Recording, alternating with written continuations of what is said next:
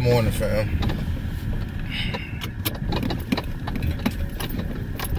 Look a little angry in the face as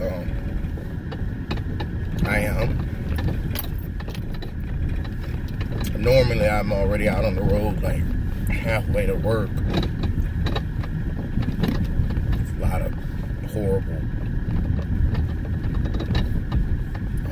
The road is shitty right now, so anyway.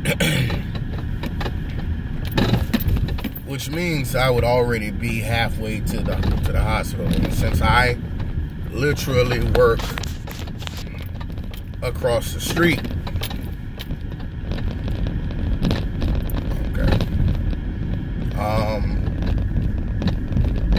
And that's a bonus because if I get there, you know, like at 7:30 or something, I get out of the car and walk across the street. Sometimes, depending on who security is, I won't go through the metal detectors. Because that's just too much time. I don't know. Anyway, but I'd hang a left from the front desk in Subway, head to the South Tower, go to the elevator, greet the lady at the Starbucks counter, and go up to the 4th floor, walk through the waiting area, kind of bash through the doors as if I work there, go up to the nurse's station and split it. I go right across, right in between. People don't know me, look at me like, who the fuck is he? Other people who know me still say, who the fuck is he? And I say, I'm the husband. My wife is right here.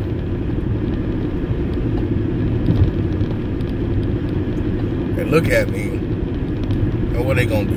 Really?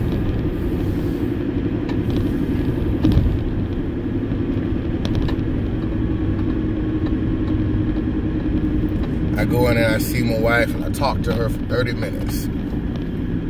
It's the best 30 minutes of the day. She doesn't talk back though anymore.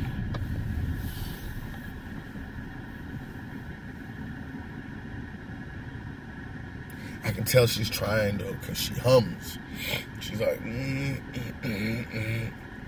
And I can't tell whether it's a psychological issue, you know, something having to do with the brain over time just stopped her from talking, whether it was depression combined with that, or it's the thrush in her mouth. She doesn't open her mouth all the time. When they're trying to brush her teeth, she locks up. Other times she's wide open. But over the course of the last, let's say 3, 4, 5 months, she's had thrush. And you mean to tell me y'all can't cure this shit? Over the course of the last 3 hospitals? Come on. Maybe that's causing pain in the throat and she doesn't want to talk. I don't know. No one seems to want to think it's important enough to really dig into that and find out if that's the problem.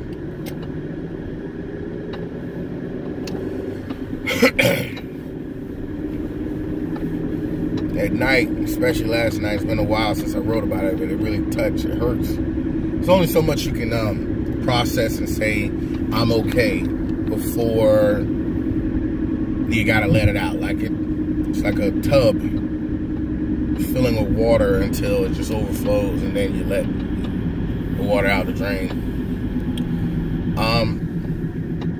That's how it feels when you know what I'm saying, you found somebody who actually gives a damn about the concept of you, who built everything that's about me. This woman gave a damn about.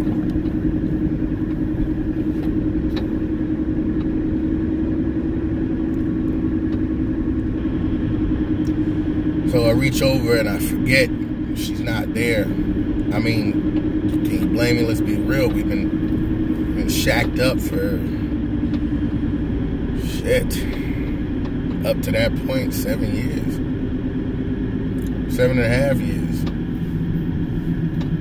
Married 2.5. We'll be married 3 years next month. August 1st. will be our anniversary. 3 years together.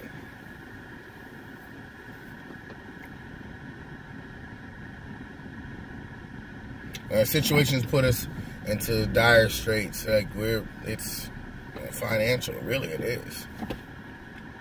We're behind on certain things. I'm trying to communicate and cut certain things off. My twins went behind my back and got jobs.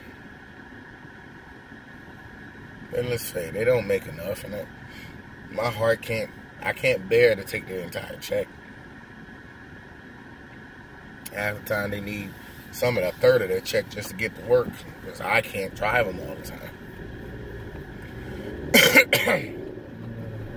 So I don't have anything that I can plan to say I want to do for our anniversary. And you know, the scary part of all of that is I want to be fully convinced that she understands everything. Some days she's there, other days she's not. And I know it would kill me. Okay? Because she got Valentine's Day. She got a kind. I don't think she understood it was Valentine's Day at the time. But she knew the stuff was from me. She reached out for that bear. She squeezed that bear. She didn't give a fuck about the flowers. She couldn't eat the candy. But she squeezed that bear, and she knew. And I could talk to her on the phone. Like, I would be here dying to fly up, because I can only fly up every 2 weeks. Just to hear her voice, just to hear that she's okay. And nurse, hey, Mr. Lewis, hold on a second. Let me go get Charity. Let me go put Charity on the phone. Hey, baby.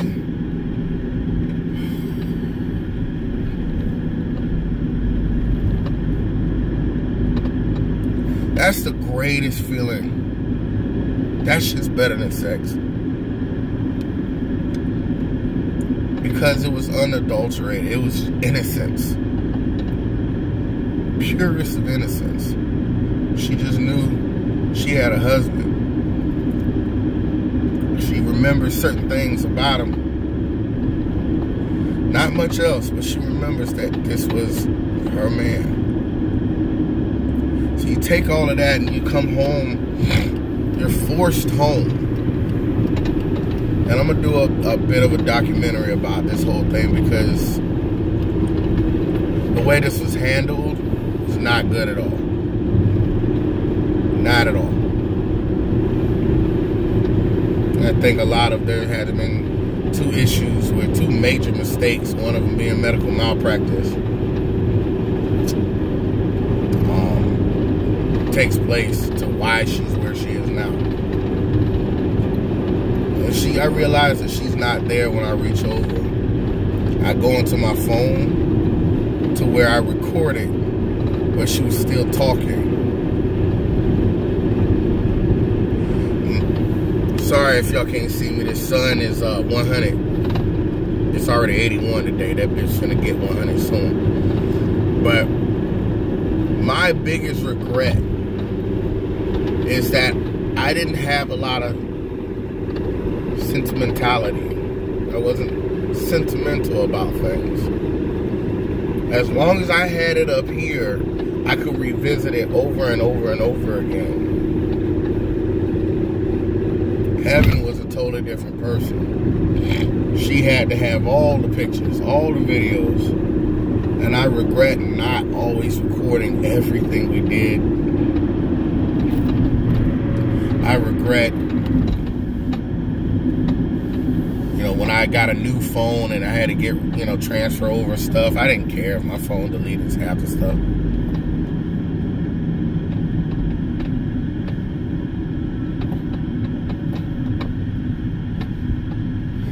It was bad.